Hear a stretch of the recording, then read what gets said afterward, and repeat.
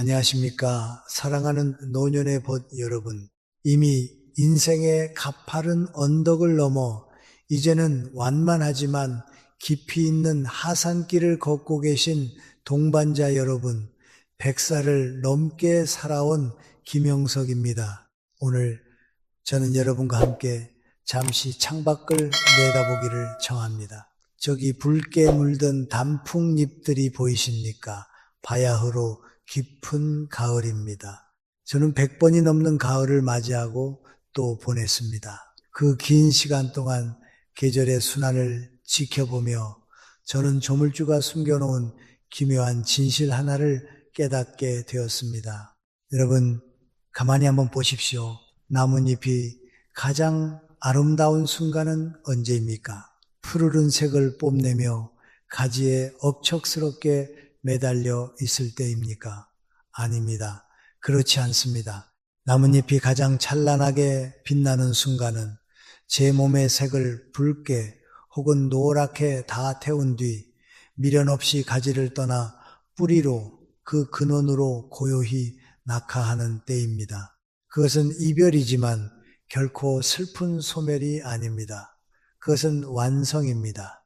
만약 다 시들어버린 잎이 바람이 부는데도 떨어지지 않으려 가지를 붙잡고 버틴다면 그 모습은 얼마나 추하고 초라합니까?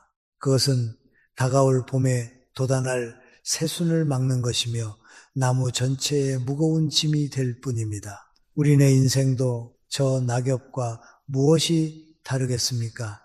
60, 70, 아니 90을 넘긴 우리는 지금 인생의 가장 아름다운 황혼, 만추, 에일레이터 오툼을 지나고 있습니다. 하지만 제 주변의 수많은 벗들의 눈동자 속에서 저는 짙은 두려움을 봅니다. 그것은 바로 홀로됨에 대한 공포, 그리고 자식이라는 가지에 끝까지 매달려 있고 싶은 어쩌면 본능에 가까운 집착입니다. 우리는 늙어갈수록 스스로에게 묻곤 합니다. 이제 늙고 병들면 나는 누구에게 의지해야 하는가? 그리고 우리 한국인들의 뼛속 깊이 새겨진 대답은 언제나 하나였습니다. 당연히 자식에게 의지해야지. 내가 그들을 위해 어떻게 살았는데. 하지만 제 사랑하는 벗들이여, 한 세기를 온전히 살아낸 증인으로서 저는 오늘 여러분께 조금은 아프지만 반드시 마주해야 할 진실을 말씀드리고자 합니다. 그 집착이, 그 간절한 바람이 때로는 우리 노년의 삶을 가장 비참하게 만드는 비극의 씨앗이 될 수 있습니다. 왜 제가 감히 이런 말씀을 드리겠습니까? 오늘날의 가정을 한번 들여다봅시다. 과거에 3대가 모여 사는 3대 동당, 3대 돈탕은 복의 상징이었고 가문의 자랑이었습니다. 그러나 현대 사회에서 저는 가슴 아프게도 그곳을 리듬이 다른 영혼들이 갇힌 감옥이라고 부르곤 합니다. 참으로 모순적이지 않습니까? 자식과 가까이 있고 싶어 다가갈수록 오히려 그들의 마음은 우리에게서 멀어집니다. 생각해 보십시오.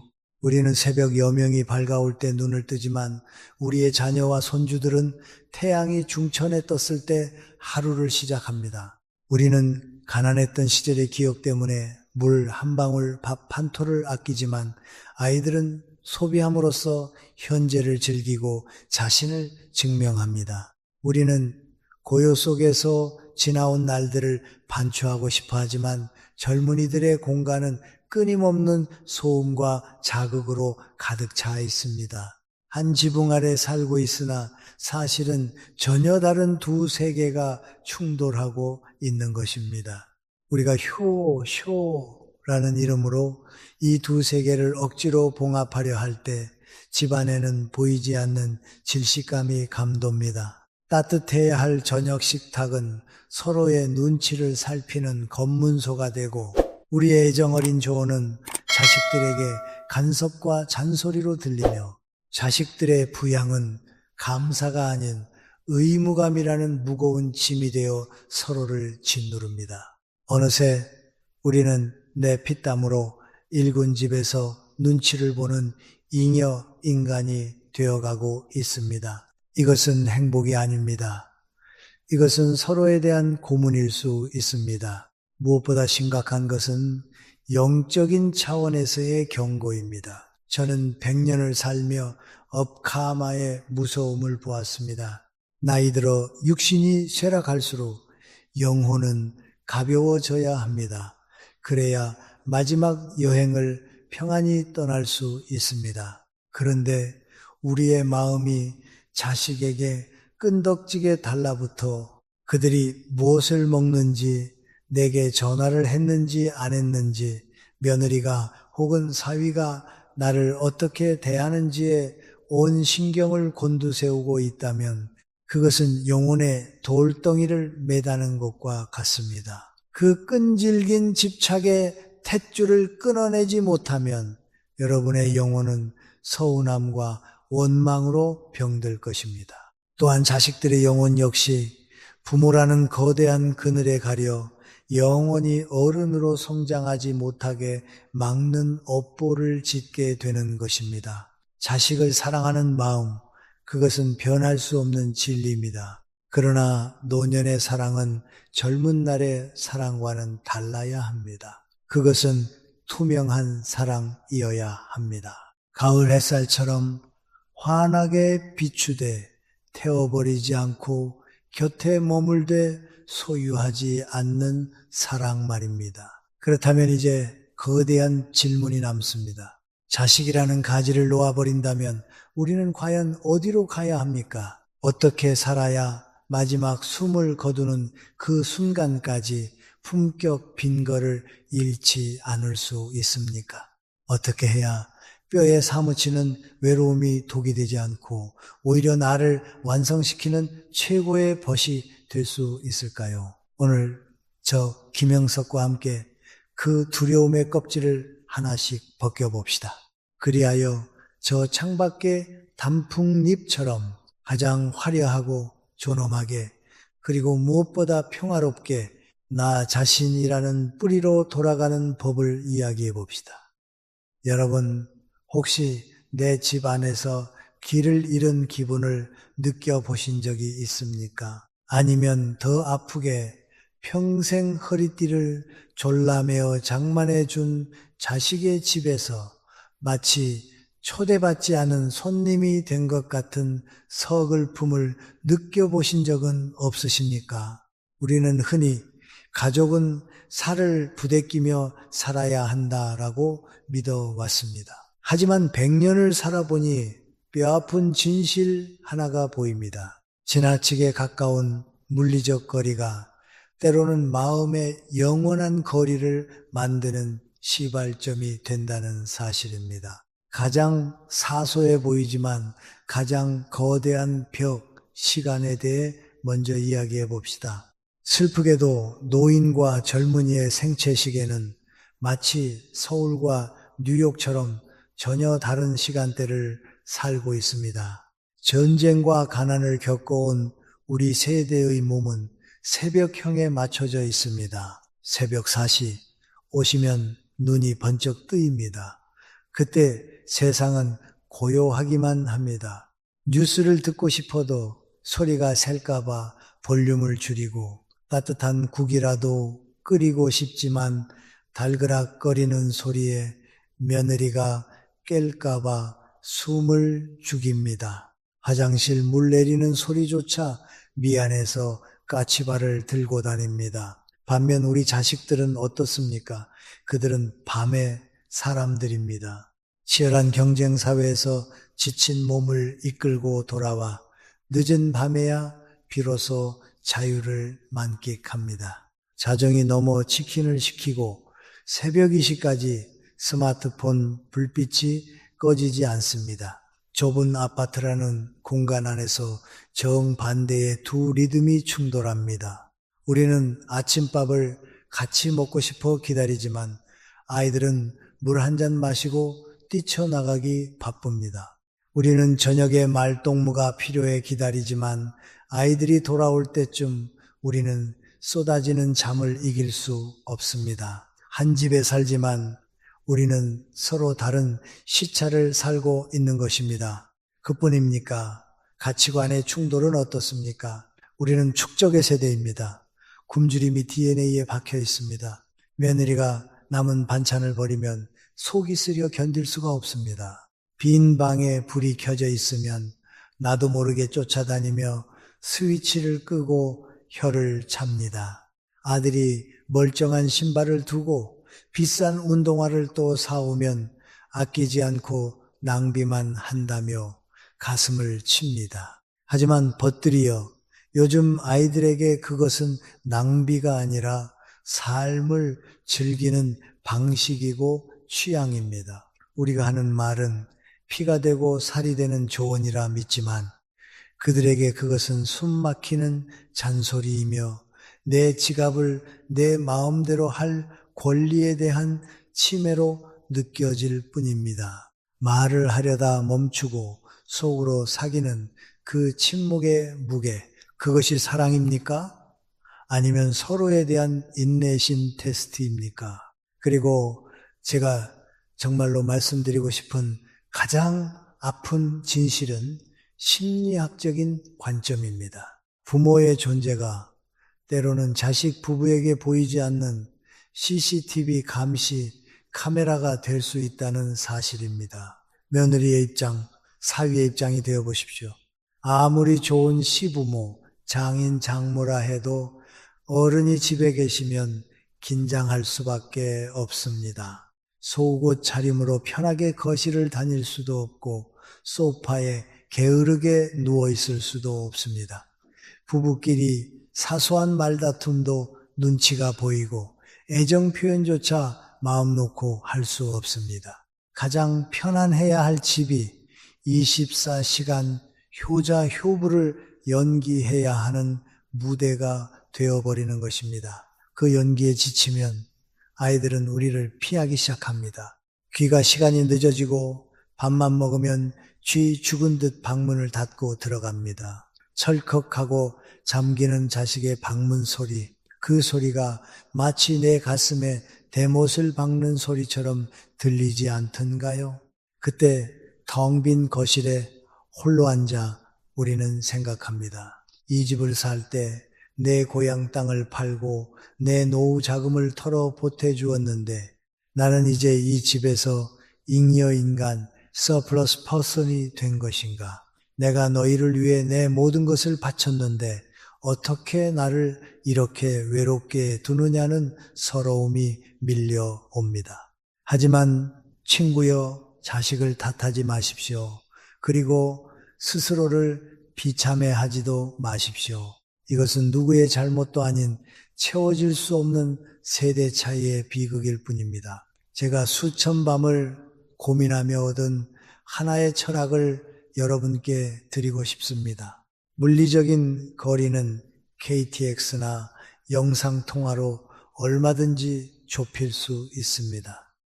하지만 세대의 거리는 깊은 협곡과 같아서 오직 서로의 사생활 프라이버시를 완벽하게 존중해 줄 때만 비로소 평화로울 수 있습니다. 이 나이의 사랑은 움켜쥐는 것이 아니라 물러서 주는 것입니다. 나의 존재가 자식의 숨통을 조인다면 조용히 물러나 주는 것이야말로 가장 위대한 사랑의 실천입니다. 집을 인내의 감옥으로 만들지 마십시오. 혈육의 정을 의무감의 짐으로 만들지 마십시오. 가까이서 서로를 질식시키기보다 차라리 약간의 그리움을 남겨두는 편이 훨씬 더 아름답지 않겠습니까? 여러분, 잠시 눈을 감고 우리의 젖줄 한강을 떠올려 보십시오. 산골짜기 작은 옹달샘에서 시작된 물은 계곡을 지나 서울을 가로지르고 마침내 서해라는 거대한 바다로 흘러갑니다. 이 강물이 우리에게 가르쳐주는 결코 거스를 수 없는 자연의 섭리가 하나 있습니다. 물은 위에서 아래로 흐른다. 강물은 결코 다시 수원소스로 거슬러 올라가지 않는다. 우리 한국인들에게는 내리사랑이라는 아름다운 말이 있습니다.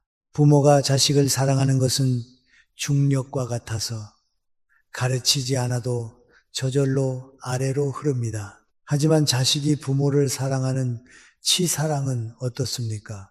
여러분도 아시다시피 물을 거슬러 올리는 일은 엄청난 에너지가 필요하고 때로는 고통스러운 펌프질이 있어야만 가능한 일입니다. 우리 노년의 비극은 바로 이 자연의 법칙을 거스르려는 욕심에서 시작됩니다. 우리는 청춘을 바쳐 자식들을 키웠습니다.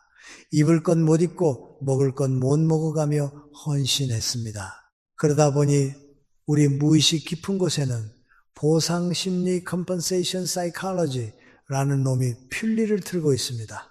내 메마른 논바닥 같은 가슴을 적셔줄 물이 다시 아래에서 위로 올라와 주기를 간절히 기다리는 것입니다. 내가 너를 어떻게 키웠는데 이 마음이 들기 시작하면 그때부터 자식은 사랑의 대상이 아니라 채무자가 됩니다. 그리고 그 물길이 내 뜻대로 흐르지 않을 때 우리는 배신감을 느끼고 분노합니다. 하지만 내 사랑하는 벗들이여 뼈아픈 진실을 직시합시다. 자식에게 내 감정을 부양하라고 요구하는 것, 감정의 역류를 강요하는 것은 자연의 순리를 어기는 일입니다. 더 깊이 들어가 볼까요? 저는 오늘 우리가 애써 외면해온 치부를 건드려 보고자 합니다. 바로 가족 안에서 작동하는 돈의 권력과 조종 매니플레이션에 대한 이야기입니다. 집값이 천정부지로 솟은 이 땅에서 많은 노인들이 자신의 재산을 볼모로 자식의 효도를 사려고 합니다. 너희가 나한테 잘하면 이 집을 물려주마. 내 말 안 들으면 재산 다 사회에 환원해 버릴 거다. 농담처럼 던지는 이 말들이 사실은 가장 잔인한 거래임을 아십니까? 그 순간 집은 안식처가 아니라 비즈니스 현장이 됩니다. 자식들은 부모를 사랑해서가 아니라 유산이라는 대가를 기다리는 간병인의 마음으로 우리를 대하게 됩니다. 그것은 효도가 아닙니다. 그것은 차가운 거래입니다. 돈으로 자식을 통제하려 할 때 우리는 스스로의 품위를 깎아먹고 자식들을 부모의 죽음을 기다리는 계산적인 인간으로 만드는 죄를 짓는 것입니다. 돈보다 더 무서운 무기도 있습니다. 바로 약자 코스프레 플레잉 더 빅팀입니다. 우리는 병들고 늙은 육체를 무기 삼아 자식의 죄책감을 자극합니다. 자식들이 모처럼 휴가를 가려 하면 아이고 허리야 내가 언제 죽을지 모르는데 하며 한숨을 쉽니다. 자식이 바빠서 전화를 못하면 일부러 힘없는 목소리로 난 괜찮다, 혼자 죽어도 아무 상관없다며 비꼬아 말합니다. 이것은 정서적 폭력입니다. 우리는 자식들의 마음에 죄책감 길트이라는 독초를 심고 있는 것입니다. 죄책감 때문에 억지로 찾아온 자식의 얼굴에서 진정한 기쁨을 찾을 수 있겠습니까? 아니면 피로와 짜증이 섞인 무거움만 확인하게 될까요? 그렇다면 이 비극의 고리를 끊을 영적인 해법은 무엇입니까? 그것은 인생의 가장 어려운 숙제, 바로 자식의 행복과 나의 행복을 분리 앤 에프레이션 하는 것입니다. 제발 노년의 희생자 연기를 멈추십시오. 너 때문에 내 인생이 이렇게 힘들다는 말은 거두십시오. 대신 이렇게 말씀하십시오. 나는 너를 위해 희생하는 삶을 선택했고 그 선택은 내 기쁨이었다. 이제 나는 나를 위해 기쁘게 살기를 선택하겠다. 과거의 희생은 우리가 세상에 내놓은 선물이지 자식에게 꽂은 빚이 아닙니다. 선물은 대가를 바라지 않는 법입니다. 줬으면 잊으십시오. 한강물은 바다로 흘러가서 거대한 대양이 됩니다. 산으로 돌아와 징징거리지 않습니다. 우리 자식들도 그들의 인생이라는 바다로 나아가야 합니다. 그들 자신의 가정을 지키고 그들의 자식을 키우는 것이 생명의 순환입니다. 우리가 강가에 서서 흘러간 물을 향해 돌아오라고 소리쳐 봐야 남는 것은 목매는 외로움뿐입니다. 대신 우리 스스로가 깊고 푸른 호수가 되십시다. 고요하고 품격 있는 호수가 되어 그 자리에 의연하게 머물러 있을 때 세상 풍파에 지친 자식들이 스스로 찾아와 목을 축이고 쉬어갈 수 있는 진정한 고향이 되어줄 수 있지 않겠습니까? 여러분의 외로움을 자식에게 청구하지 마십시오. 100살을 살아보니 알겠습니다. 행복은 그 누구도 아닌 오직 나 자신이 철저한 고독 속에서 스스로 빚어내야 하는 영혼의 트로피 같은 것입니다. 사랑하는 노년의 벗들이여, 이제 우리 마음속 가장 어두운 방의 문을 열어볼 시간입니다. 한번 크게 심호흡을 하십시오. 그 방의 이름은 바로 요양원 너싱홈입니다. 이 세 글자를 듣는 순간 가슴 한구석이 서늘해지고 덜컥 내려앉는 분들이 많으실 겁니다. 수천 년을 이어온 우리 한국인의 무의식 속에는 늙고 병든 부모를 산에 내다 버린다는 슬픈 전설, 고려장의 트라우마가 깊이 박혀 있기 때문입니다. 우리는 두려워합니다. 나도 그 전설 속의 주인공이 되는 것은 아닐까? 자식들의 등에 업혀 낯선 곳에 버려지고 차가운 방에서 홀로 죽음을 맞이하는 것은 아닐까?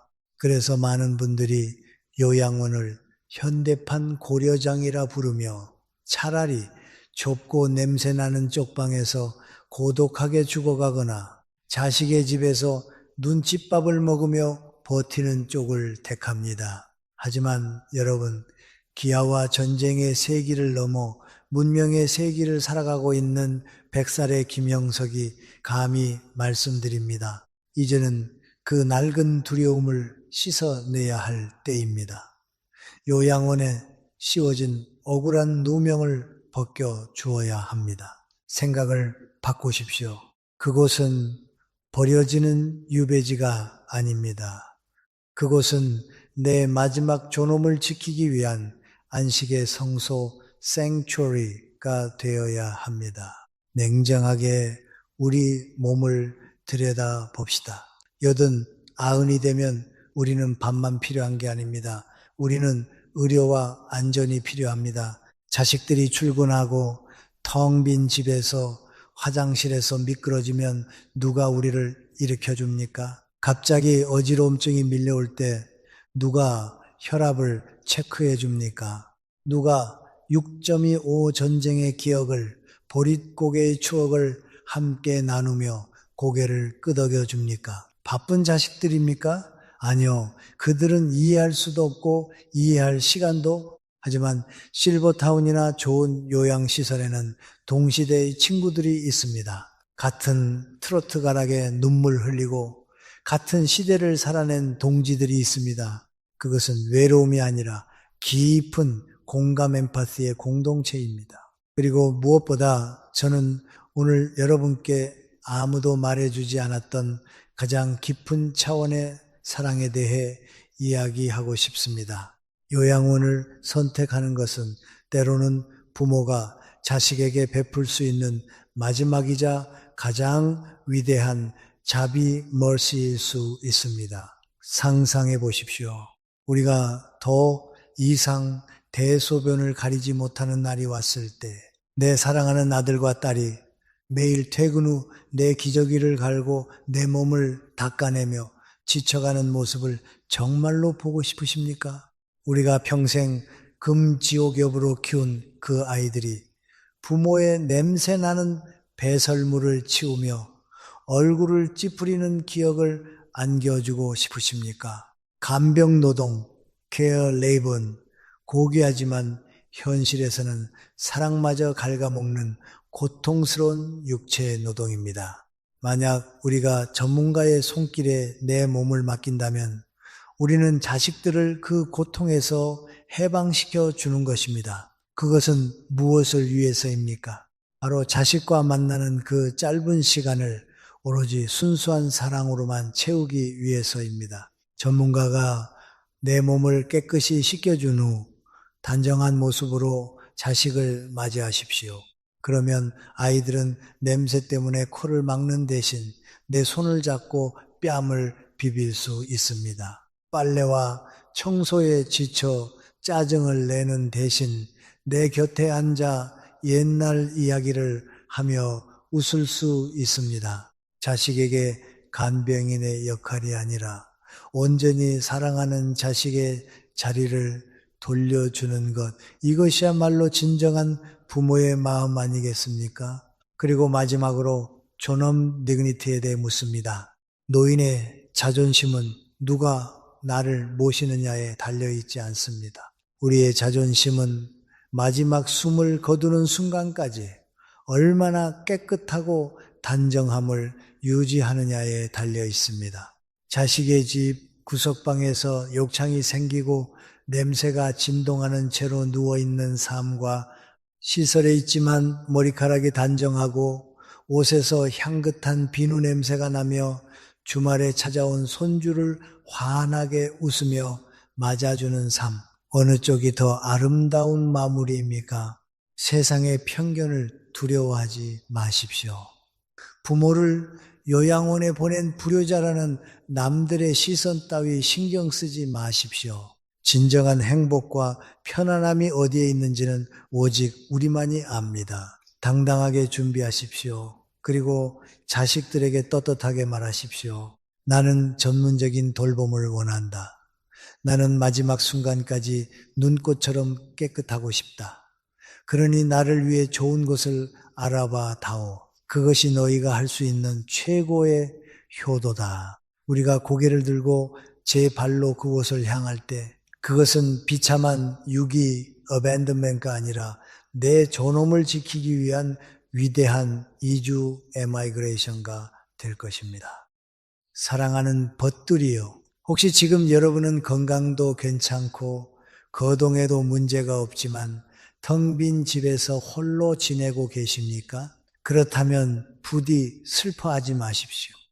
세상은 혼자 사는 노인을 독거 노인 elderly living alone 이라 부르며 마치 사회에서 방치된 가엾은 존재인 양동종 어린 시선으로 바라봅니다. 하지만 100년을 넘게 살아온 저는 오늘 여러분께 새로운 이름을 선물하고 싶습니다. 그것은 바로 화려한 고독, splendid solitude입니다. 우리는 마음의 상태를 나타내는 두 단어, 외로움과 고독을 명확히 구분해야 합니다. 이 둘은 비슷해 보이지만 그 품격은 하늘과 땅 차이입니다. 외로움은 영혼의 가난함입니다. 혼자 있을 때 견디지 못하고 누군가 내 빈자리를 채워주길 갈구하는 수동적이고 고통스러운 상태입니다. 반면 고독은 영혼의 풍요로움입니다. 스스로 혼자 있기를 선택하여 나 자신과 마주하고 평생 바쁘게 사느라 누리지 못했던 절대적인 자유를 만끽하는 능동적인 상태입니다. 생각해 보십시오. 우리는 평생 누구를 위해 살았습니까? 처음 20년은 부모님의 기대에 부응하느라, 그 다음 40년은 처자식을 먹여 살리느라, 혹은 남편 뒷바라지 하느라 정신없이 달렸습니다. 이제 자식들도 다 떠나고 은퇴한 지금이야말로 오롯이 나라는 우주를 탐험할 수 있는 시간이 온 것입니다. 이것은 형벌이 아닙니다. 이것은 신이 주신 시간의 선물입니다. 그렇다면 100살 노인인 저는 이 고독 속에서 어떻게 외롭지 않게 지낼까요? 저는 책을 읽습니다. 소크라테스의 책을 펼치면 저는 더 이상 혼자가 아닙니다. 위대한 철학자가 제 방으로 찾아와 말을 겁니다. 그들은 내가 늙었다고 무시하지도 않고 바쁘다고 핑계 대지도 않습니다. 언제나 지혜를 나눠줄 준비가 되어 있습니다. 저는 화초를 가꾸고 뜰을 꺼냅니다. 작은 꽃망울이 터지는 것을 보며 우주의 신비를 느낍니다. 식물에게 말을 걸면 그들은 싱그러운 초록빛으로 대답해 줍니다. 무엇보다 저는 절대자 거두와 대화하는 시간을 갖습니다. 사람들의 소음이 사라진 고요한 시간, 비로소 영적인 목소리가 들려옵니다. 이제 저의 기도는 자식들의 성공을 비는 기복신앙이 아닙니다. 이 아름다운 소풍 같은 인생을 살게 해주셔서 감사합니다. 라는 감사의 고백입니다. 고독은 자유의 가장 높은 경지입니다. 내 영혼이 투명해지고 마침내 우주와 하나가 될 준비를 하는 신성한 시간입니다. 하지만 그렇다고 해서 자식과의 연을 끊고 산속으로 들어가라는 뜻은 결코 아닙니다.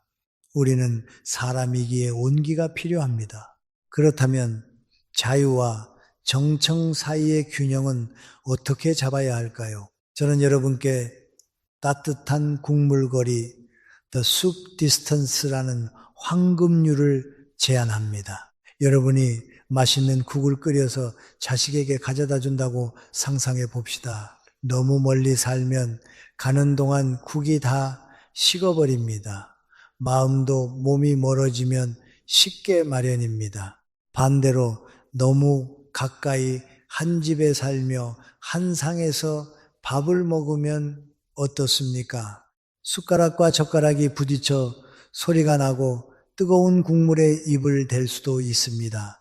너무 가까우면 서로에게 상처를 주기 쉽습니다. 그러므로 가장 아름다운 거리는 이것입니다. 국이 식지 않을 만큼 가깝게, 그러나 밥그릇이 부딪히지 않을 만큼 멀게, 같은 아파트 단지 혹은 걸어서 10분, 차로 15분 거리, 내가 끓인 국을 따뜻하게 전해줄 수 있는 거리에 사십시오. 하지만 절대로 같은 현관문을 쓰지는 마십시오. 자식이 급할 때 달려가 줄 수 있고 내가 아플 때 자식이 금방 올 수 있는 거리, 그러나 문을 닫으면 완벽한 남남처럼 서로의 사생활이 보이지 않는 거리, 며느리가 늦잠을 자든 말든 내가 낡은 내복 바람으로 텔레비전을 보든 말든 서로 모르는 척 할 수 있는 그 거리를 유지하십시오.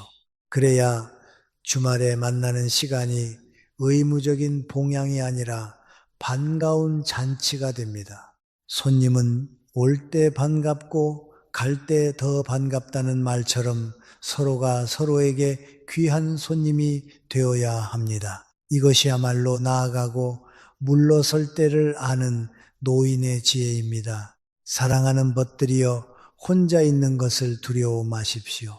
여러분의 방을 도서관으로, 기도실로, 마음의 정원으로 만드십시오. 매일 아침 거울 속에 자신을 보며 이렇게 인사하십시오.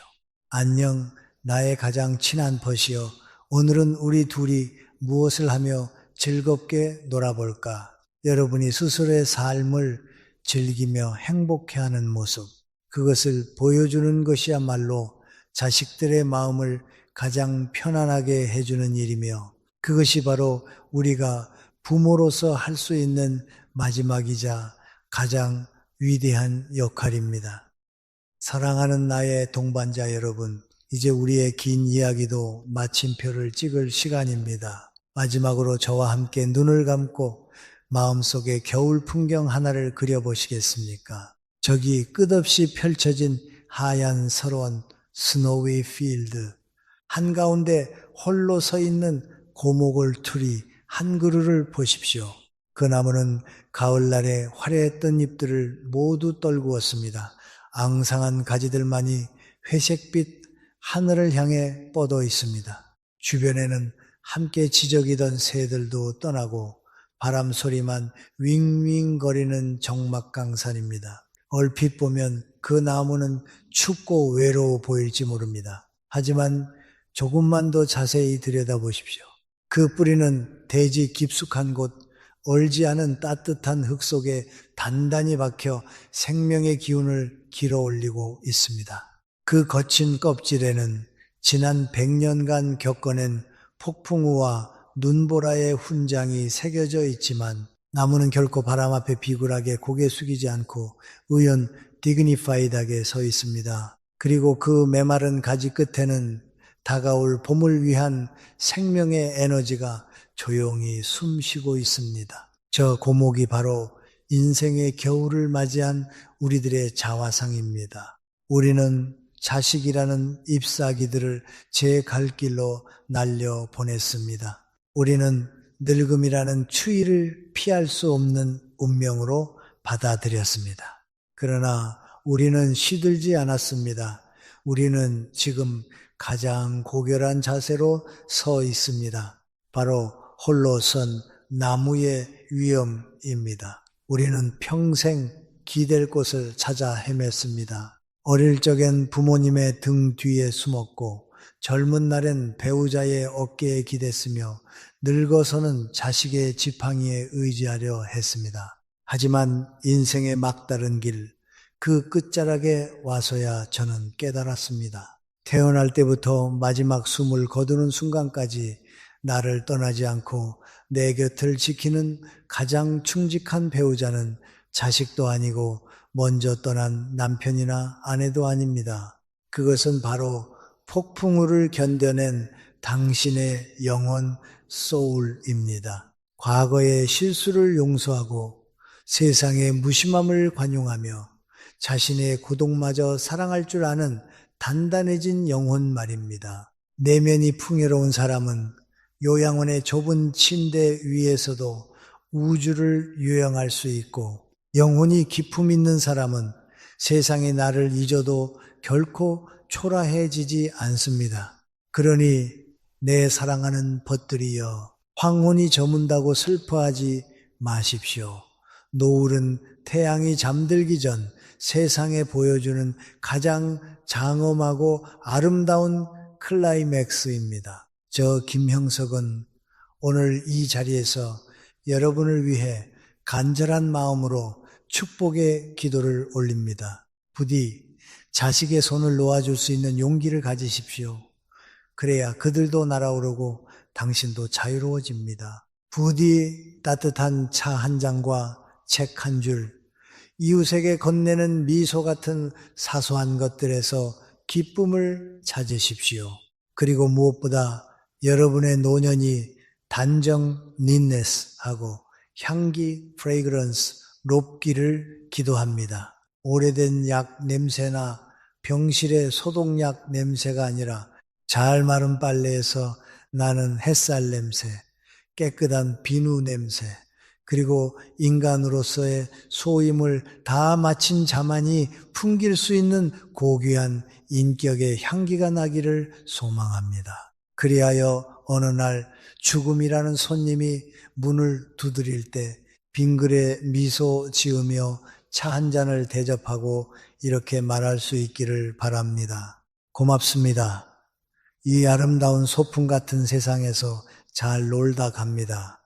이제 내 진짜 집으로 돌아갈 준비가 되었습니다. 100살 넘은 늙은이의 긴 잔소리를 끝까지 들어주셔서 감사합니다. 부디 오늘 밤 편안한 잠 주무시고 눈 덮인 들판의 고목처럼 기품 있는 노년을 살아가시길 빕니다.